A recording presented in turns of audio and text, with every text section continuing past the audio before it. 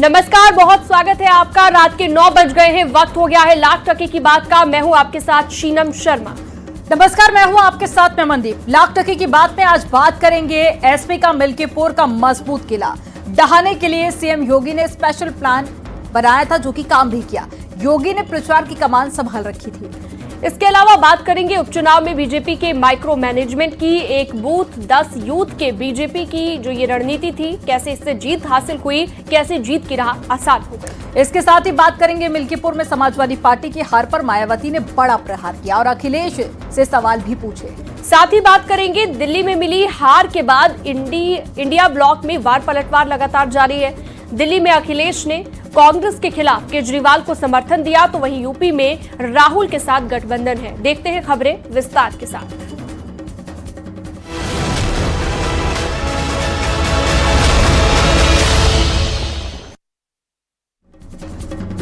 मिल्कीपुर में सीएम योगी का जादू चल गया। मिल्कीपुर विधानसभा सीट पर हुए उपचुनाव में बीजेपी की बम्पर जीत हुई है। बीजेपी एसपी के लिए मिल्कीपुर सीट प्रतिष्ठा का सवाल बन चुकी थी और सीएम योगी आदित्यनाथ ने प्रचार की कमान संभाल रखी थी।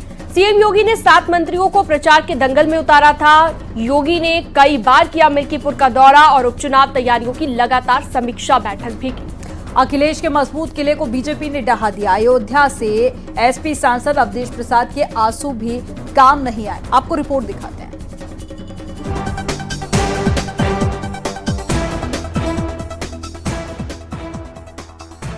मिल्कीपुर में खिला कमल, पंचर हुई साइकिल। नाक की लड़ाई में बीजेपी की बम्पर जीत। मिल्कीपुर में चल गया योगी का जादू। अयोध्या जिले की मिल्कीपुर विधानसभा सीट पर हुए उपचुनाव में बीजेपी की बम्पर जीत हुई है और सूबे की सीएम योगी आदित्यनाथ का एक बार फिर जादू चल गया। लिहाजा बीजेपी ने लोकसभा चुनाव की गलतियों से सबक लेते हुए मुख्यमंत्री योगी आदित्यनाथ को मिल्कीपुर में कमल खिलाने को जिम्मेदारी सौंपी और मिल्कीपुर में योगी का जादू चला। मिल्कीपुर आरक्षित विधानसभा सीट पर बीजेपी प्रत्याशी चंद्रभान पासवान की बड़ी जीत हुई है। मिल्कीपुर उपचुनाव बीजेपी और मुख्य विपक्षी दल समाजवादी पार्टी के लिए नाक की लड़ाई बन चुका था। मिल्कीपुर सीट से वैसे तो 10 उम्मीदवार मैदान में हैं, लेकिन मुख्य मुकाबला बीजेपी के उम्मीदवार चंद्रभानु पासवान और समाजवादी पार्टी के प्रत्याशी अजीत प्रसाद के बीच ही देखने को मिला। सपा विधायक अवधेश प्रसाद के अयोध्या से सांसद बनने के बाद मिल्कीपुर सीट पर उपचुनाव हुआ। मुख्यमंत्री योगी आदित्यनाथ और सपा मुखिया अखिलेश यादव ने इस सीट के लिए इतना जोरदार चुनाव प्रचार किया कि दिल्ली तक सुर्खियां बनती रहीं। सूबे के सीएम योगी आदित्यनाथ की खास रणनीति का ही नतीजा है कि मिल्कीपुर के खोए हुए किले को योगी आदित्यनाथ जीतने में कामयाब हुए और मिल्कीपुर में कमल खिल गया। बता दें कि मिल्कीपुर विधानसभा उपचुनाव में कुल 65.35% मतदान था, जो साल 2022 में यूपी विधानसभा के चुनाव के वोट प्रतिशत से लगभग 5% ज्यादा रहा। बता दें कि सूबे के सीएम योगी ने मिल्कीपुर उपचुनाव जीतने के लिए खास रणनीति पर काम किया। उपचुनाव की तैयारियों के तहत बीजेपी ने मिल्कीपुर में प्रदेश सरकार के 7 मंत्रियों की तैनाती की। योगी आदित्यनाथ ने दिसंबर महीने के 15 दिनों में 3 बार अयोध्या और मिल्कीपुर के दौरे किए। मिल्कीपुर में उपचुनाव की तैयारियों की समीक्षा बैठकें की। मिल्कीपुर उपचुनाव बीजेपी के लिए नाक की लड़ाई थी, इसलिए ही योगी ने इसे इतना गंभीरता से लिया। इसे इस बात से समझा जा सकता है कि नवंबर में 9 सीटों पर हुए उपचुनाव में हर सीट पर 3-3 मंत्रियों को उतारा था। वहीं मिल्कीपुर के लिए बीजेपी ने 7 मंत्रियों को उतारा। मिल्कीपुर में जनसभा को संबोधित करते हुए लगातार सूबे के सीएम सपा अध्यक्ष अखिलेश यादव पर निशाना साधते रहे। आपकी आस्था के साथ खिलवाड़ है परिवारवाद की राजनीति और जातिवाद की राजनीति। ये जातिवाद की राजनीति वे लोग कर रहे हैं, ये परिवारवाद की राजनीति वे लोग कर रहे हैं जिन्होंने केवल और केवल अपने परिवार की चिंता की, जनता जनार्दन की चिंता नहीं की। किसी दलित, किसी वंचित, किसी पिछड़ी जाति के व्यक्ति का, किसी का भी इन्होंने कभी उत्थान नहीं किया। बता दें कि योगी आदित्यनाथ ने मिल्कीपुर उपचुनाव को राष्ट्रवाद और परिवारवाद के बीच की लड़ाई बताई थी। सपा प्रत्याशी अजीत प्रसाद को भूमाफिया तक कहा था। मिल्कीपुर उपचुनाव की तारीख के ऐलान के साथ ही पूरे अयोध्या में राजनीतिक पारा हाई हो गया था। मिल्कीपुर उपचुनाव को मुख्यमंत्री योगी आदित्यनाथ ने अपनी प्रतिष्ठा से जोड़ लिया था।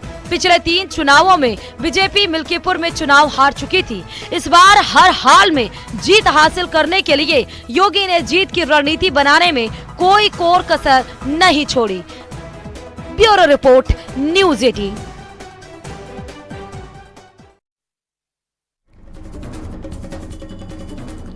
मिल्कीपुर उपचुनाव में सीएम योगी का प्रबंधन कारगर साबित हुआ। सीएम योगी ने पूरे प्रचार की कमान संभाली और मंत्रियों की फौज मिल्कीपुर के दंगल में उतारी।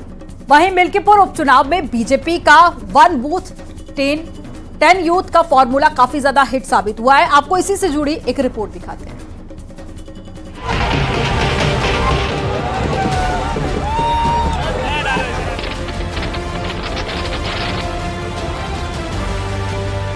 मिल्कीपुर में बीजेपी की जीत के बड़े मायने हैं। मिल्कीपुर में मिला जनादेश बीजेपी को 2027 का संदेश देगा। सीएम योगी ने पूरे प्रचार की कमान संभाली और मंत्रियों की फौज मिल्कीपुर के दंगल में उतारी। वहीं मिल्कीपुर उपचुनाव में बीजेपी का 1 बूथ 10 यूथ का फॉर्मूला भी हिट रहा। मिल्कीपुर उपचुनाव की जीत के पीछे जहां मुख्यमंत्री योगी आदित्यनाथ की फुल प्रूफ चुनावी व्यूह रचना थी, वहीं भारतीय जनता पार्टी के संगठन के महामंत्री संगठन धर्मपाल और भारतीय जनता पार्टी के प्रदेश के अध्यक्ष भूपेंद्र चौधरी की भी जो बूथ स्तर पर प्लानिंग थी, उसका असर नतीजों में साफ देखा गया। हर बूथ पर भारतीय जनता पार्टी विपक्षी पार्टी पर हावी रही।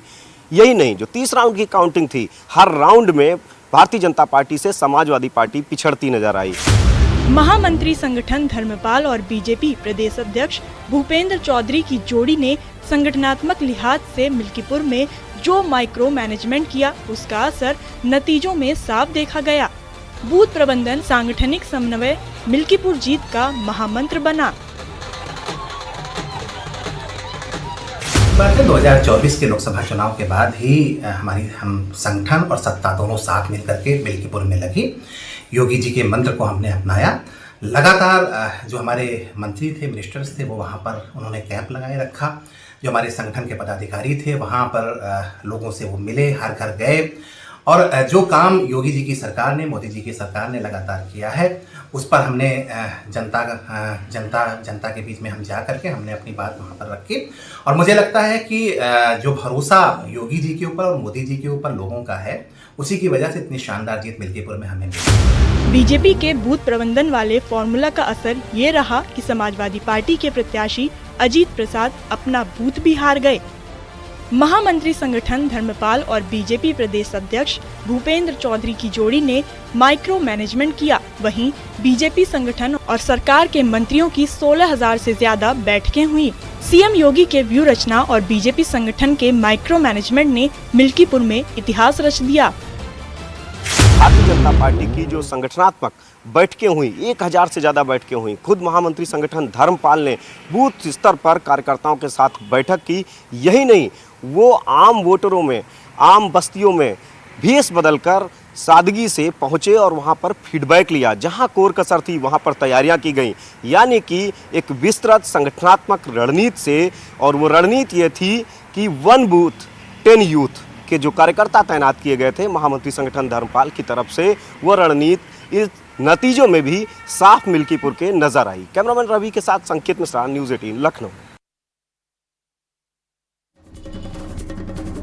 मिल्कीपुर उपचुनाव में एसपी को मिली करारी हार के कई कारण रहे। सियासी दांवपेच में एसपी को अपनी ही चली चालों का नुकसान हुआ है। अखिलेश आखिरी दिन प्रचार करने गए। डिंपल यादव ने भी सिर्फ एक रोड शो किया। 9 में से 7 उपचुनाव में मिली हार से निराश कार्यकर्ताओं में सांसद अवधेश प्रसाद का रोना भी जोश नहीं भर पाया। एक रिपोर्ट आपको दिखाते हैं।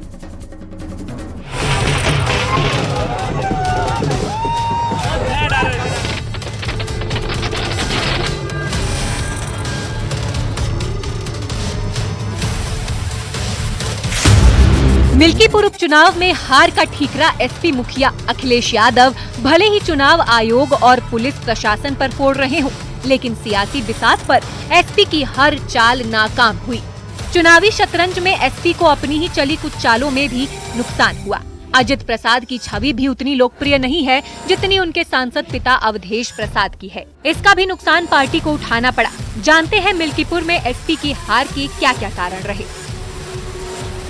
समाजवादी पार्टी के चुनावी एक्शन में कमी दिखी। सीएम योगी के मुकाबले नहीं खड़ा हो पाया कोई नेता। अखिलेश यादव ने सिर्फ एक बार चुनाव प्रचार किया। एसपी सांसद डिम्पल यादव ने भी सिर्फ एक रोड शो किया। एसपी उम्मीदवार अजीत प्रसाद की छवि लोकप्रिय नहीं थी। 9 उपचुनाव हारने के बाद एसपी में कॉन्फिडेंस में कमी दिखी। समाजवादी पार्टी का चुनाव प्रबंधन भी खराब रहा। दलितों का भरोसा जीतने में नाकाम रही समाजवादी पार्टी। बाकी जातियों को भरोसा भी नहीं जीत पाई एसपी। उपचुनाव में अवधेश प्रसाद का रोना काम नहीं आया। वहीं मिल्कीपुर चुनाव में एसपी की करारी हार को लेकर बीएसपी अध्यक्ष मायावती ने समाजवादी पार्टी पर निशाना साधा है। मायावती का कहना है कि अपनी करारी हार के लिए समाजवादी पार्टी को जनता को जवाब देना चाहिए। पिछली बार विधानसभा उपचुनाव में समाजवादी पार्टी ने अपनी हार के लिए बीएसपी को जिम्मेदार ठहराया था। दिल्ली विधानसभा चुनाव को लेकर उन्होंने कहा कि दिल्ली की जनता ने हवा चले जिधर की चलो तुम उधर की के तर्ज पर सरकार बनवाई। ऐसे में उन वादों को पूरा करना केंद्र की बीजेपी सरकार की जिम्मेदारी है। उन्होंने समाजवादी पार्टी पर भी वार करते हुए कहा है कि अब कम से कम सपा को ये सबक मिल गया होगा कि वो लगातार जिस तरह का आरोप लगाते थे कि बहुजन समाज पार्टी की वजह से वो चुनाव हार रहे हैं, तो ऐसा तो नहीं है, क्योंकि वो उपचुनाव लड़ ही नहीं है। मिल्कीपुर हार पर मायावती के बयान पर एसपी सांसद वीरेंद्र सिंह ने पलटवार किया है। उन्होंने कहा कि बहन जी पहले तय करें कि किससे लड़ना है, पीडीए से लड़ना है या अन्य नेताओं से लड़ना है। मायावती को बीजेपी की साजिश समझनी चाहिए। मैं समझता हूं कि बहन जी को पहले खुद समीक्षा करनी चाहिए कि उन्हें लड़ना किससे है। उनको पीडीए से लड़ना है या किसी अन्य नेता से लड़ना है। जिस दिन ये बात उनके मन से क्लियर हो जाएगी और भाजपा के द्वारा जो रची जा रही जो साजिश है उसको समझ लेंगी, उस दिन से पीडीए मजबूत होना शुरू हो जाएगा। मिल्कीपुर उपचुनाव में समाजवादी पार्टी के स्टार प्रचारक नदारद रहे। अखिलेश आखिर में सिर्फ एक बार प्रचार के लिए पहुंचे। वहीं सांसद डिम्पल यादव ने भी एक रोड शो किया। पिछले उपचुनावों में बीजेपी की एक तरफा जीत को देख एसपी कार्यकर्ता पहले ही हताश थे। इस मनोदशा से कार्यकर्ताओं को बाहर निकालने की भी पार्टी की ओर से कोई कोशिश नहीं हुई। अखिलेश यादव जी को और समाजवादी पार्टी को अब आत्ममंथन कर लेना चाहिए।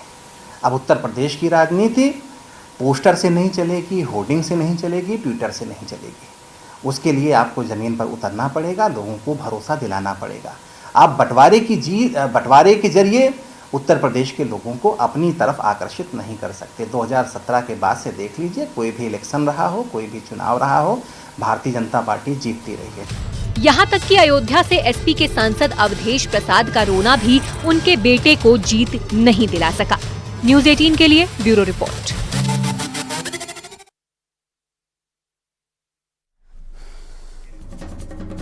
दिल्ली में मिली हार के बाद समाजवादी पार्टी, आम आदमी पार्टी और कांग्रेस के लिए अलग अलग मायने इसके निकाले जा रहे हैं। अखिलेश जहां दिल्ली में कांग्रेस के खिलाफ खड़ी आम आदमी पार्टी के समर्थन में थे, वहीं यूपी में राहुल गांधी के साथ गठबंधन उन्होंने कर रखा है। अखिलेश ने जहां दिल्ली की हार के बाद भी इंडिया ब्लॉक की मजबूती की बात कही, तो वहीं अनुराग ठाकुर ने पलटवार कर कहा कि अब एसपी और आम आदमी पार्टी का भविष्य नहीं बचा है। यूपी में भी कांग्रेस के साथ में एसपी का गठबंधन टूटेगा। आपको रिपोर्ट दिखाते हैं।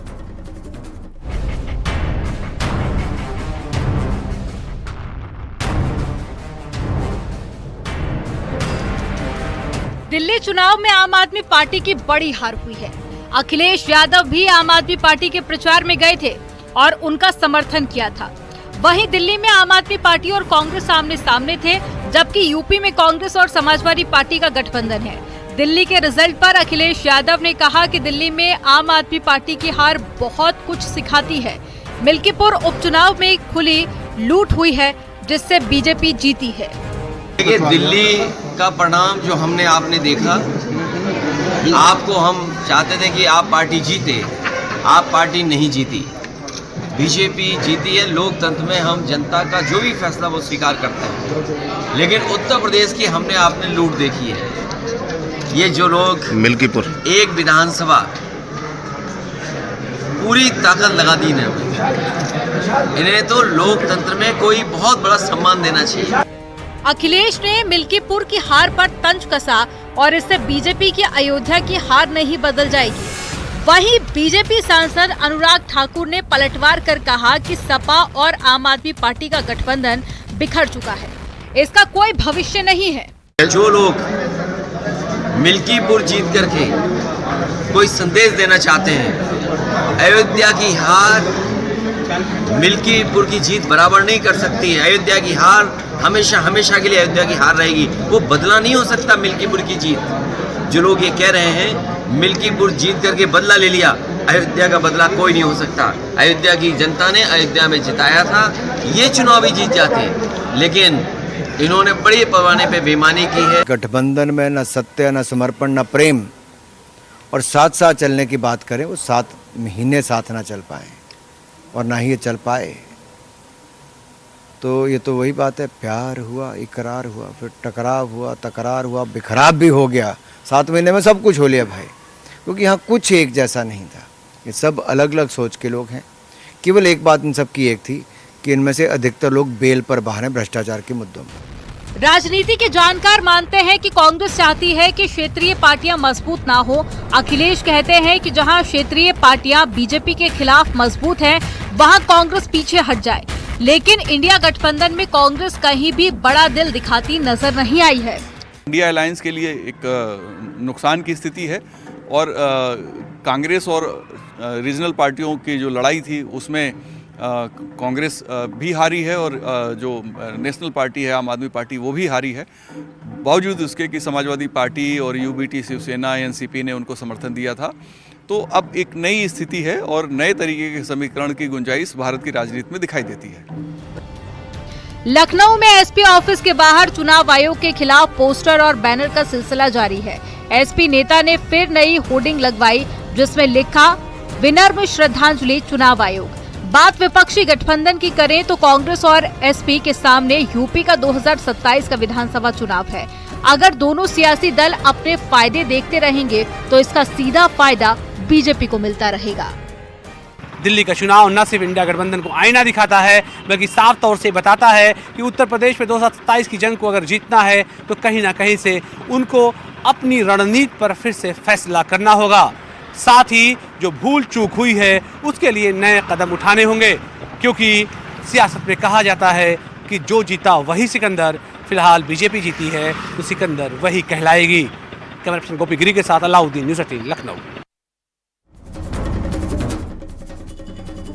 दिल्ली विधानसभा चुनाव में बीजेपी की बम्पर जीत के बाद में अब सीएम के चेहरे पर अटकलें तेज हो गई हैं। दिल्ली सीएम की रेस में परवेश वर्मा, मोहन सिंह बिष्ट, आशीष सूद और साथ ही सतीश उपाध्याय, रेखा गुप्ता, विजेंद्र गुप्ता के नाम आगे हैं।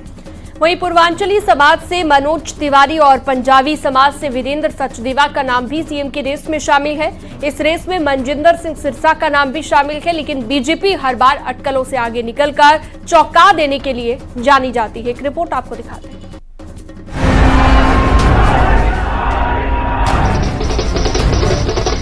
चुनावी मेहनत के बाद अब बीजेपी में वक्त मुख्यमंत्री के नाम पर मंथन का है। दावेदार कई हैं, लेकिन पार्टी का पुराना पैटर्न बताता है कि आखिरी वक्त पर कोई भी नाम चौंका सकता है। बीजेपी ने फिलहाल संकेत तो कोई नहीं दिए, लेकिन सूत्र बताते हैं कि बम्पर जीत के बाद सीएम पद के दावेदारों की भी लंबी कतार है, जो शुरू होती है नई दिल्ली से। आप सुप्रीमो अरविंद केजरीवाल को हराने वाले परवेश वर्मा से, जाट समाज से आने वाले कद्दावर नेता की पहचान रखने वाले परवेश वर्मा के पिता साहिब सिंह वर्मा भी दिल्ली के मुख्यमंत्री रह चुके हैं। अगर बीजेपी ने नई रणनीति को ध्यान में रखते हुए चेहरा चुना तो बड़े सिख चेहरों में शामिल मनजिंदर सिंह सिरसा की बल्ले बल्ले हो सकती है। दिल्ली सिख गुरुद्वारा कमेटी के पूर्व अध्यक्ष सिरसा के जरिए बीजेपी पंजाब के लिए नया प्लान तैयार कर सकती है। महिला दावेदारों में रेखा गुप्ता सबसे मजबूत नजर आती हैं।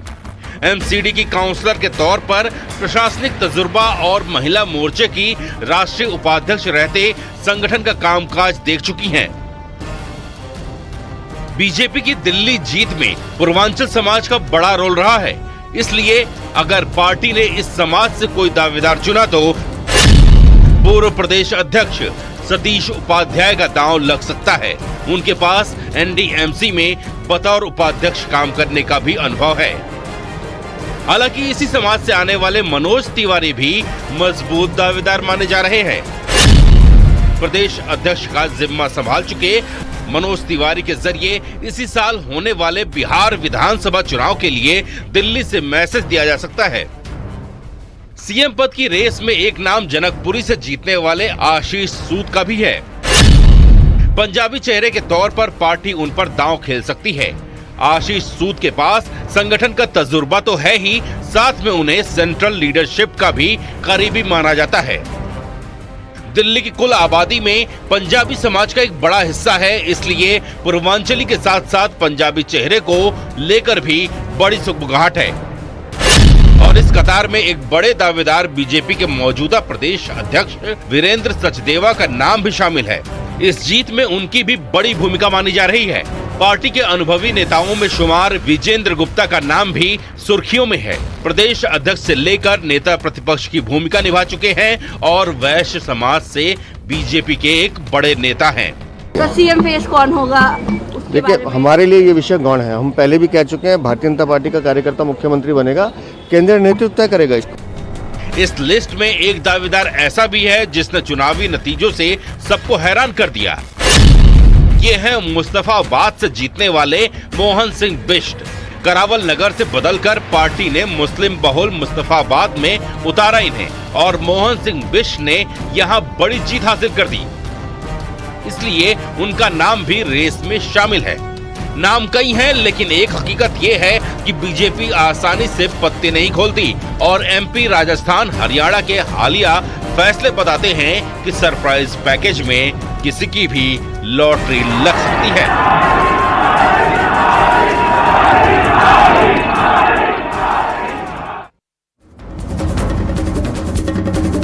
खबरों का सिलसिला जारी है, वक्त एक छोटे से ब्रेक का। आप देखते रहिए न्यूज़ 18।